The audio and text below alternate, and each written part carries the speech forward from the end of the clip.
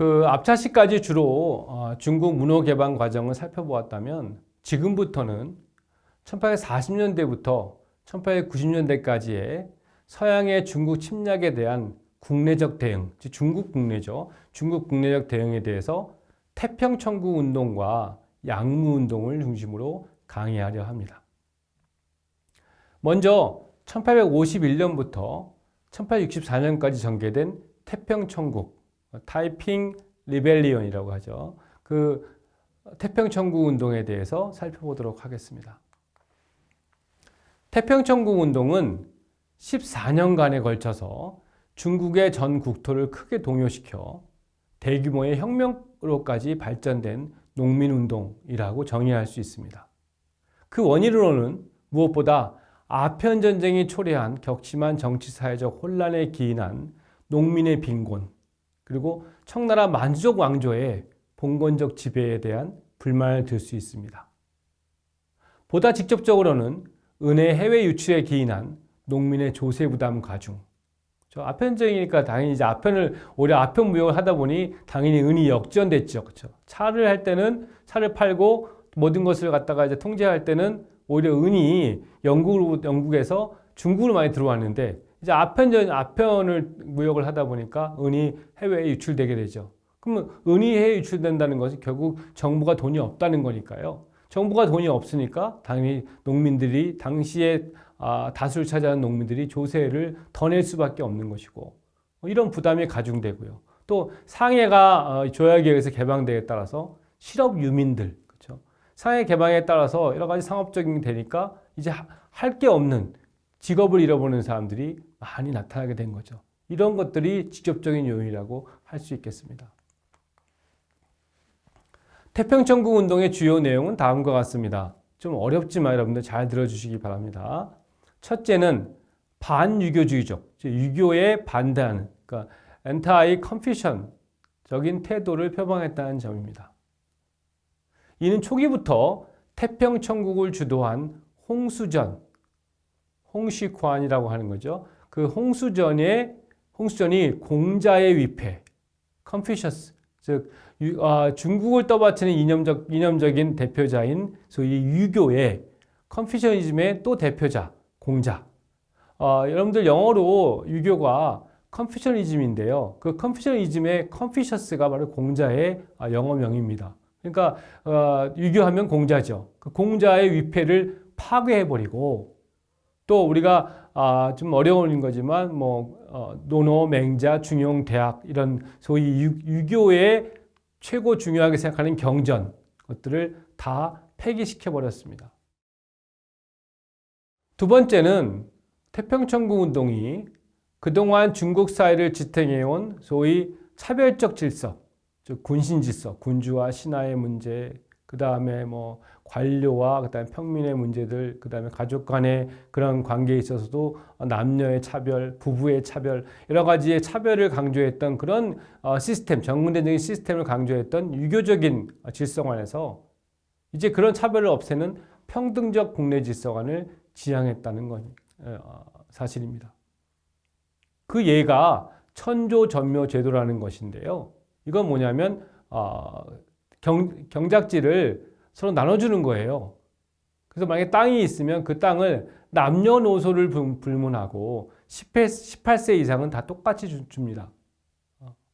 그래서 좋은 땅과 나쁜 땅을 또 같이 섞어줘요. 이건 굉장히 중요한 혁신적인 발상입니다. 결국 가장 중요한 부분은 말로 하는 평등하다, 인간은 평등하다 라고 하는 말로 하다는 게 중요한 게 아니라 그 평등적인 생각을 어떻게 국민의 삶에 직접적으로 적용시킬 수 있느냐 하는 것이죠. 그래서 결국 제도가 되는 것이고요. 특히 정근대 사회에서는 토지의 분배, 이게 되게 중요한 것이죠. 우리도 그랬고요.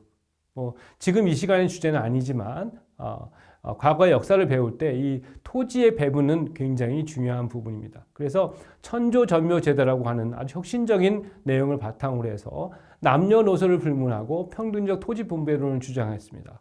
이것이 두 번째의 그 태평천국 운동의 특징이라고 할 수 있겠습니다. 이렇게 국내적으로는 공자를 비판하고 공자 위패를 없애고 육아 경전을 폐기시키고 또 선조 전묘제도를 시행하고 하는 아주 급진적인 거의 혁명적인 개혁을 지향했음에도 불구하고 대외 관계에서는 중화주의적인 태도를 고수했다는 점입니다. 물론 이는 홍수전을 비롯한 태평천국운동의 주도 세력들이 서양을 잘 알지도 못했고 서양에 가보지도 못했으니까 그런 위험성을 몰랐겠죠. 어쨌든 대외관계 측면에서는 국내와는 다르게 중화주의적 태도를 고수했습니다. 이는 태평천국이 남경의 도읍을 정한 다음에 영국 사절 조지 보남에게 보낸 다음과 같은 편지 내용에 잘 드러나 있습니다. 너희 해외의 영국 국민이 천리를 멀다 않고 와서 우리에게 귀순하니, 즉 복종하니 천조, 태평천국 운동을 얘기하는 겁니다. 천조의 장수와 병졸이 적극 환영할 뿐만 아니라 상천의 천부, 천형도 진실로 너희의 충의를 기뻐한다. 이에 특히 유지, 어떤 뜻을 내려서 너희 영국 추장이 너희의 인민을 데리고 자유로이 출입하고 임의로 진퇴함을 허락한다. 우리 태평천국의 군대에 협조해서 요사스러운 적을 섬멸하면, 여기서는 만주족 정권을 얘기하는 것이죠. 상례에 따라서 상업을 경영하는 것은 물론 모든 일을 편리한 대로 하게 하리라 라고 얘기했다는 것입니다. 그렇죠? 영국의 추장이라고 얘기하는 것들, 또 영국 당시에 계속해서 중국 정부와의 청나라 정부와의 싸움에서 이기고 있었던 영국 대영 제국 보고 이렇게 얘기했으니까 얼마나 현실을 잘 파악하지 못하는 것이었나 하는 걸 알 수 있겠죠. 이러한 태평천국 운동 주도 세력의 중화주의적 태도는 결국 서구열강의 공격을 자초하게 됩니다. 결국 1864년에 태평천국 운동은 지도부의 내분과 서구열강의 지원을 받은 청나라군의 공격에 의해서 완전 진압되는 운명을 맞이하게 되었습니다. 나중에 보시면 알지만 양무운동의 배경도 나오는데요. 그 태평천국 운동을 진압하기 청나라 정부가 직접 진압 못하니까 결국 영국이나 프랑스의 군대를 동원해 달라고 부탁했고, 그 영국과 프랑스가 청나라군과 합세해서 태평천국 운동을 진압했는데요. 그렇죠? 그럼 왜 태평천국 운동을 진압을 하는데 도와줬을까라고 하는 것은 당연하죠. 이렇게 밀란 형식의, 그렇죠? 민중 혁명이 자주 일어나면 정세가 불안하잖아요. 어디로 사람들이 튈지 모르죠. 어디로 불똥이 튈지 모르고 어느 쪽으로 전개가 될지 모르기 때문에 안정이 필요한 거죠. 또 그러면 동시에 얼마나 영국, 프랑스가 강한지도 보여주고요. 이런 여러 가지 조건으로 해서 청나라군과 합세해서 태평천국 운동을 영국과 프랑스가 진압하게 됩니다.